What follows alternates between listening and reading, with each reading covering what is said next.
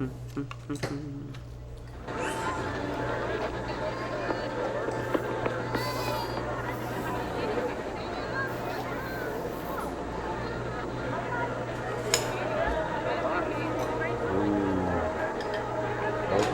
now.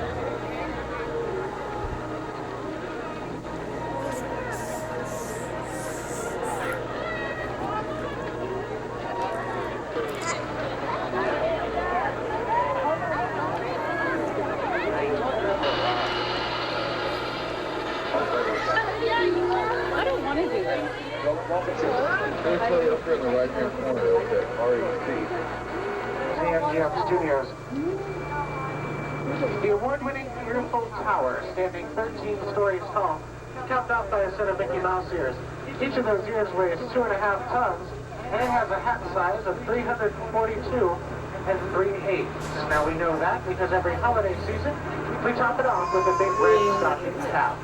It's modeled after an actual water tower that Walt Disney had built in his studios in Burbank, California in 1939. The only difference is his was a real working water tower without ears, stages, state-of-the-art editing facilities, recording equipment, anything we need to make movies, television shows, and even radio shows. In fact, today on our backlot, we've been filming and testing some special effects on a large standing set that we have. We're going to see if we can get fans to drive our shuttle through that set a little bit later in the tour. We'll let you know as we get a little bit closer. It all depends on their filming schedule and what time they get out there. All right, now get those cameras ready because coming up on your right, you might recognize this from Armageddon, starring Bruce Willis, Ben Affleck, and Liv Tyler. This is the Space Shuttle Freedom. It's a 1/5 scale model of an actual space shuttle. It's 35 feet long. It's made of wood, fiberglass, and epoxy. And in the movie, apparently this carried the armadillo to that asteroid the size of Texas. I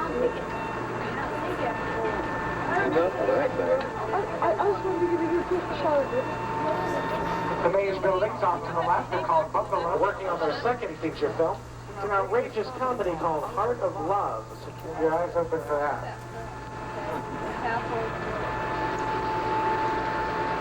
Tailors use over 1.5 million yards of fabric to create 25,000 costumes a year.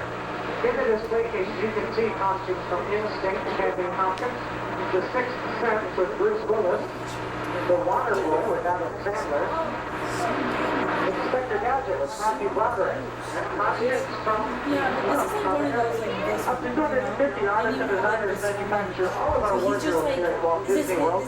Now that activity makes us the largest working wardrobe in the world. My dad. It was like one of these ones. The rooms on the left are occupied by the Emmy Award-winning Jim City Video.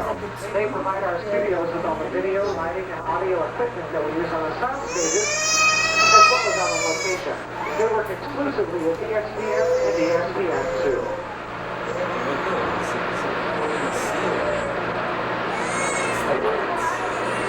Last but not least, our steaming shop. This is where our carpenters build and maintain the set series on the back. He controls the climate in there, and will think makes it a lot safer and cheaper than filming out in nature. Now we're going down a street called Residential Street on the back lot. Take a look at some unusual houses. Insides are backs to any of the houses on this street because they're all used for exterior shots only. Number 242, the brownstone on the right, was used for the exterior shots of Burns' house from Jim Varney's Unexplained Christmas. That was the first full-length feature filmed here at the Disney MGM Studios back in 1988.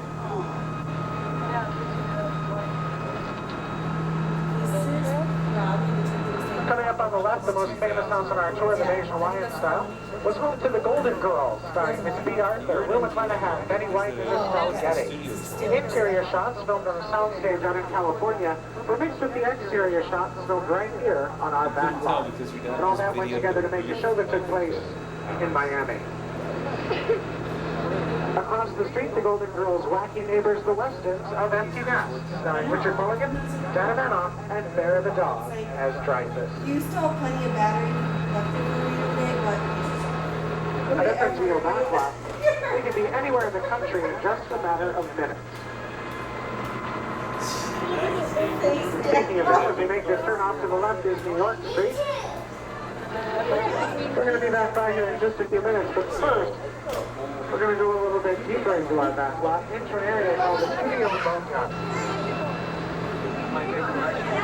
Here on the corner we have 3 totem heads used in the filming of The 13th Warrior, starring Antonio Banderas. The spaceship was used by Christopher Lloyd as My Favorite Martian. Miniature cattle car was used by Mighty Joe Young with the magic of cross-cutting scenes. Most of these military-looking vehicles were last seen in Indiana Jones and the Last Crusade. Now take a look at the tread on the tank as we go by here. It's actually made of foam rubber. It's for the safety of the stunt actors who are to be thrown on top of it, including Harrison Ford, who preferred to do it with his own stunts.